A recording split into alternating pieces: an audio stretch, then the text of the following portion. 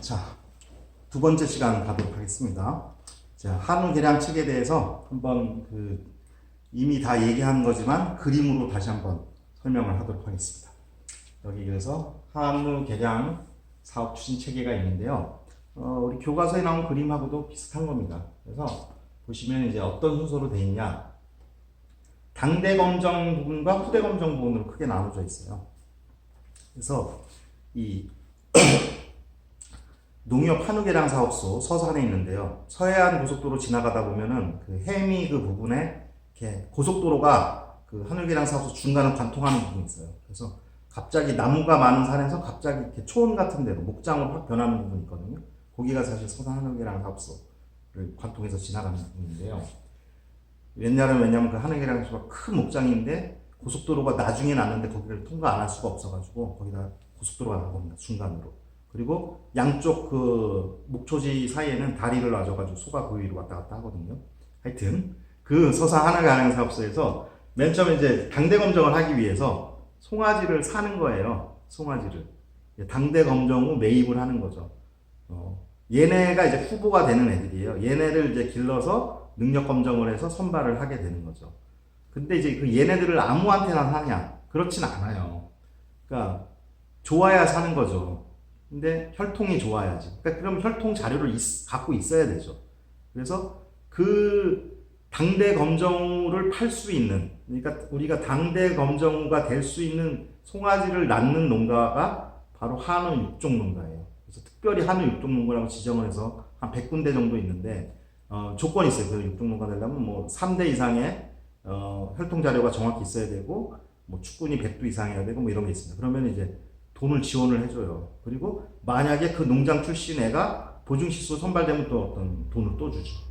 되게 아주 이렇게 최고로 한우 육종을 잘하는 농가가 되는 거죠, 거기가.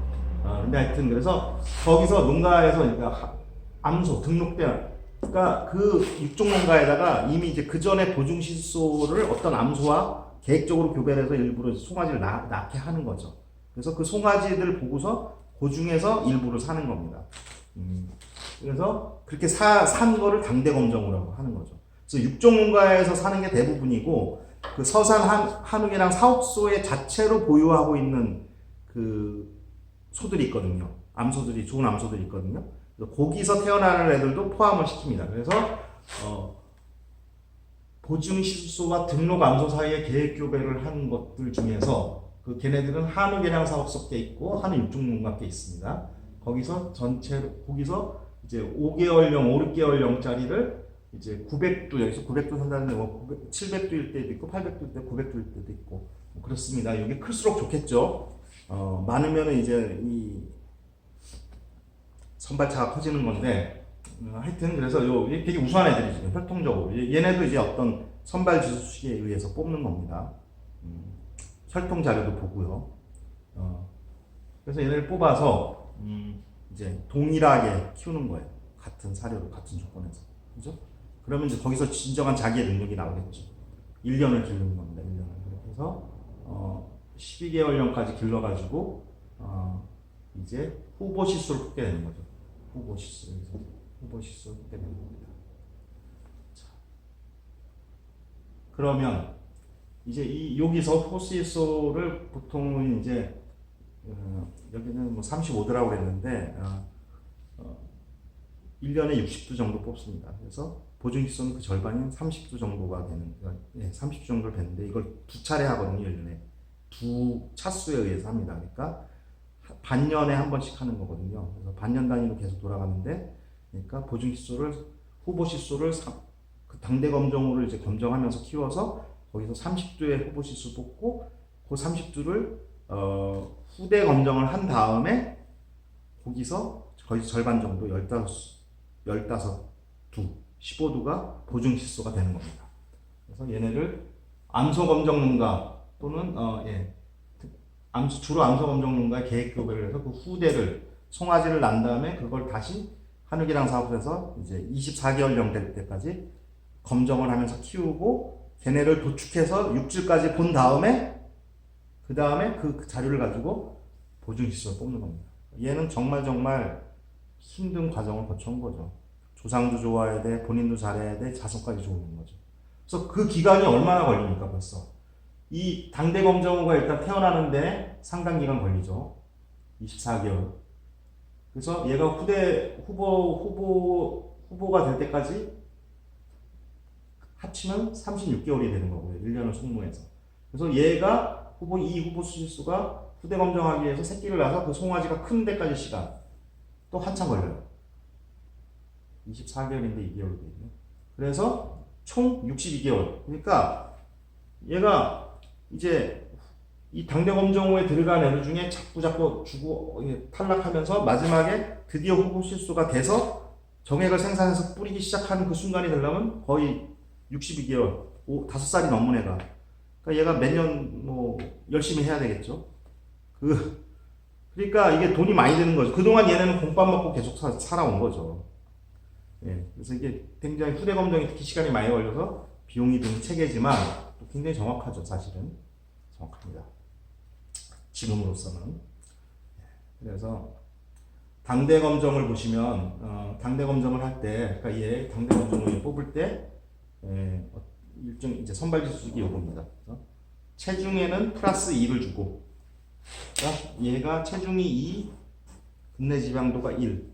그러니까 이 근내지방도는 자기 게 아니죠. 자기 혈통. 예, 근내지방도. 그래서 2대 1의 비중으로 이제 이걸로 점수를 매기는 거고요. 자, 이 후대 검정을 뽑을 때는 후대 검정에서 그러니까 15수에서 이 보증시수 그러니까 30수에서 15이 될 때, 이때 이제 이 선발 주식이 되게 중요한데요. 우리가 뭐를 고려하냐면 도체중, 등심 단면적, 등지방 무게, 근내지방도를 비교를 다 고려를 하는 겁니다. 선발 주식에 다 넣어서 하는데요. 도체중이 1, 등심 단면적이 1, 등지방은 마이너스 1, 근내지방도가 플러스 1. 그러니까 뭐냐면 근내지방도는 이제 적을수록 좋은 거니까 얘는 이제 마이너스 가중치를 주는 거고요. 나머지는 1대 1대 6인데 등지방 무게 근내지방도의 마블링 스코어의 가중치가 굉장히 높죠. 그러니까 지금 이제 우리가 실제로 그 보증시수 선발될 때 마블링이 굉장히 근내지방도가 육질이 강조되어 있다는 걸 알 수 있습니다. 이거는 이제 바꿀 수 있어요. 우리가 육종 목표가 바뀌면 이걸 숫자를 바꾸는 거죠. 소비자의 기호가 왕창 바뀌었다. 뭐 어떤 사회 문화적 배경이 왕창 바뀌었다. 그럴 때마다 이제 이 가중치를 조절합니다. 네. 그래서 이런 식으로 해서 한우를 선발한다는 거. 근데 이제 앞으로 앞으로의 흐름은 뭐냐면 이제 유전체 선발에 대해서 잠깐 말씀드렸잖아요. 유전체 선발을 하면 얘네가 이렇게 6개월까지 크기 전에 사실상 거의 태어나자마자 유전체 칩을 찍어서 그걸로 유전체 육종가를 이제 미리 예측을 해서 당대 선발을 빨리 할 수 있고요. 그러면 한 4, 5개월 줄이겠죠. 그 다음에 또 요 단계에서 후보 시수수를 후대 검정하지 않고 유전체 선발한다면은 24개월을 줄일 수도 있죠. 상당 기간 줄일 수 있죠. 그러니까 송아지 낳자마자 그때 바로 칩 찍어서 해볼 수도 있는 것이고. 그래서 그런 방법을 많이 씁니다. 근데 당분간 바로 그렇게 되지는 않을 거고요. 많이 병행이 될 거라고 생각이 됩니다. 그 다음에 이제 우리가 이렇게 이 보증시소 선발한 결과를 이제 농가한테 잘 보급하기 위해서 여러 가지를 하는데요. 뭐냐면 우리가 축산가원에서 매차 1년에 2번씩 한우 선발할 때마다 한우 유전 능력 평가 보고서라는 걸 만듭니다. 그래서 여기에 우리가 시수소들의 그 능력을 아주 자세하게 굉장히 자세하게 써놓는데요. 이렇게 이거를 매번 이제 책과 인터넷으로 이걸 발표를 하고요. 근데 요거는 이제 사실은 농가가 직접 보기엔 좀 그렇습니다. 이제 어려워서 농가 실용적으로 필요한 건 뭐냐면은 내가 가진 암소에 어떤 실수 정액을 넣는 게 제일 좋을 것이냐. 두 가지거든요. 하나는 이제 그 근친 개수가 낮은 걸 고르면서 또 내가 이제 특정 형질, 뭐 형질이라 봤자 뭐 등지방계, 등심단면적, 마블링 스코어, 뭐 도체중밖에 없지만 거기서 특정 한 게 좋은 거를 선발할 수 있도록 해서 모든 그 시수소의 또 정보를 이제 다 여기에 다 표시해서 이제 내 암소의 아비를 내가 갖고 있는 임신시켜야 될 암소의 아비의 그 보증시수소 번호를 알고 있다면 어떤 지금 얘 신랑으로는 어떤 애가 가장 적합할지를 고를 수 있는 게 매번 계산해서 책을 만드는 겁니다. 그러니까 이것도 사실은 그러니까 계속 보증시수가 추가되니까 이제 반년마다 15개 정도씩 추가되니까 이제 이 책이 계속 바뀌어야 되는 거죠. 그래서 사실 책을 매번 찍는 건 어쩜 약간 좀 낭비적인 것도 있어서 근데 뭐 책으로만 보실 수 있는 인도 있으니까 책을 포함해서 우리가 엑셀 프로그램도 만들어서 보급하고 있고요. 스마트폰 앱도 있습니다. 종축계랑 합해서 만든 스마트폰 앱도 있어서 우리가 이제 내 암소의 적정한 가장 적합한 보증시수를 고를 수 있는 방법이 되겠죠. 조금 더 이제 원래 고전적인 방법은 이렇게 이제 이거는 농협 하늘계량 사업소 만드는 책자인데요. 이것도 이제 매 반년마다 나오는 건데 이제 일일이 이제 모든 그 보증시수를 다 소개하는 거예요. 이런 거를 허드북이라고 하거든요. 허드북. 그래서 시수소 또는 시가축의 이제 능력을 표시한 거죠. 그래서 이거 이제 뭐 앞에는 뭐 요약표도 있고 그런데 이런 식으로 있는데요. 뭐 이게 나름 이제 구분을 해놨어요. 뭐 육지형, 육량형, 뭐 권장형, 보급형 뭐 이렇게 있는데 그 안에 이제 우리가 배웠던 추정 생산 능력 뭐 이런 것도 다 있고요. 뭐 여기에 뭐 육종가, 인덱스, 선발지수값 이런 거 다 있습니다. 혈통 자료, 조분모가 누군지 다 나와 있어요. 이런 걸 보고서 고르는데 이제 전문가는 이것만 보고도 고르는데 조금 더 이제 아까 그 교배계량 길라잡이라는 건 이제 요거를 더 찾기 쉽게 해놓은 거고요. 그리고 저는 이거 빠뜨렸는데 이제 우리가 이제 도축을 하면 이제 등급을 판정하는 데가 어디냐면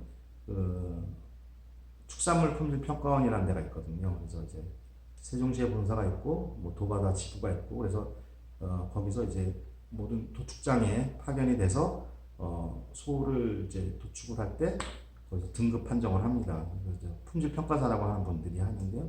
소의 경우는 이제 어떤 이제 기준이 당연히 있죠. 그래서 보면 이제 육색과 마블링에 관한 부분을 보면 이렇게 이제 육색과 지방색에 대한 그 기준표가 있고요.